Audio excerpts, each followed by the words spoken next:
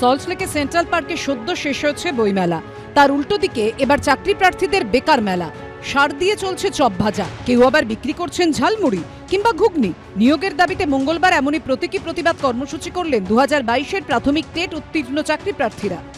2022 সালের টেট উত্তীর্ণ যারা রয়েছেন তারা এদিন তাদের নিয়োগের দাবিতে আন্দোলনে নেমেছেন এবং প্রতীকী আন্দোলন। তারা আলাদাভাবে চপ ভাজার একটা জায়গা তৈরি করেছেন। তারা এটা একটা প্রতীকী বেকার মেলা তারা করছেন। বিভিন্ন স্টল তারা এখানে দিয়েছেন, তারা চপ ভাজছেন। আমাদের দাবি 2017 সালের পর দীর্ঘ 5 বছর রাজ্যে টেট ছিল না, টেট নেয়নি। দীর্ঘ 5 বছর পর 2022-এর ডিসেম্বর মাসে টেট হলো। রেজাল্ট পাবলিশ করে দাবি জানানো হয়েছিল বছরে দুবার নিয়োগ, কোনো টেট পাস বসে থাকবে না। কিন্তু অলরেডি আমরা টেট কোয়ালিফাই করে 2 বছর পার করে ফেলেছি। ইন্টারভিউ হয়নি। হ্যাঁ, মুখ্যমন্ত্রীর কাছে আমাদের কাতর আবেদন যে ইন্টারভিউটুকু দিন, নতুন প্রাথমিক শিক্ষক নিয়োগের ইন্টারভিউটুকু দিন। চাকরি প্রার্থীদের দাবি তারা 2022-এ প্রাথমিক টেট উত্তীর্ণ, 2 বছর হয়ে গেলেও এখনো তাদের নিয়োগ হয়নি। এই পরিস্থিতিতে অবিলম্বে প্রাথমিকে 50,000 শূন্য পদে নিয়োগের দাবি করছেন তারা। মঙ্গলবার সল্টলেকে অবস্থান বিক্ষোভ করেন চাকরি প্রার্থীরা। আপনারা বেকার মেলা কেন করছেন? আজ আমাদের 7 বছর হয়ে গেছে টেট হয়েছে, আজকে আমরা রাস্তায় বসে আছি। এতদিনে আমাদের স্কুলে চলে যাওয়ার কথা।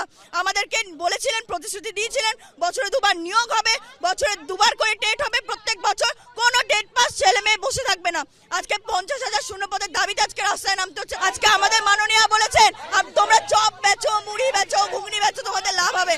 আমরা স্কুলে যেতে চাই, আমরা ভাতা নয় ভাতার বদলে আজকে আমাদের নিয়োগ চাই। আমরা এই বেকার মেলা করে মাননীয়কে বুঝিয়ে দেবো আমাদের স্কুলে যাওয়া দরকার। যারা আজকে আন্দোলন করছেন, যারা চাইছেন যে ইন্টারভিউ কবে হবে, তারা কিন্তু মহামান্য কলকাতা হাইকোর্টের কাছে রিট পিটিশন দাখিল করেছিলেন।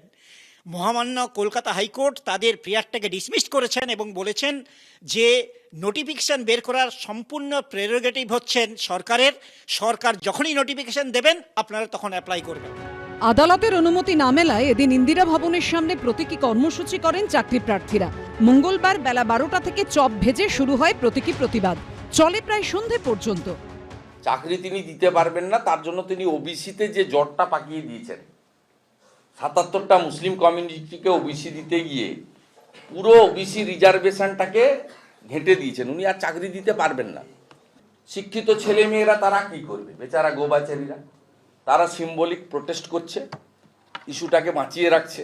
একটা নির্দিষ্ট দৃষ্টিভঙ্গি থেকে করা। মাননীয় মুখ্যমন্ত্রী চান দ্রুত নিয়োগ। বহু লোক বহু মামলা করে আটকে রেখেছে। কারা মামলা করেছে আপনারা জানেন। তারা চান এই ধরনের কিছু দৃশ্যের অবতারণা করে রাজনীতি করতে। তো এগুলো তাদের ইভেন্ট। আমরা চাই যোগ্যরা চাকরি পাক। আন্দোলন চলছে বছরের পর বছর, নিয়োগ কি হবে, হলে কবে, সেই উত্তর নেই কারো কাছে। অর্ণব মুখোপাধ্যায়, আশাবুল হোসেন ও উজ্জ্বল মুখোপাধ্যায়ের রিপোর্ট, এবিপি আনন্দ।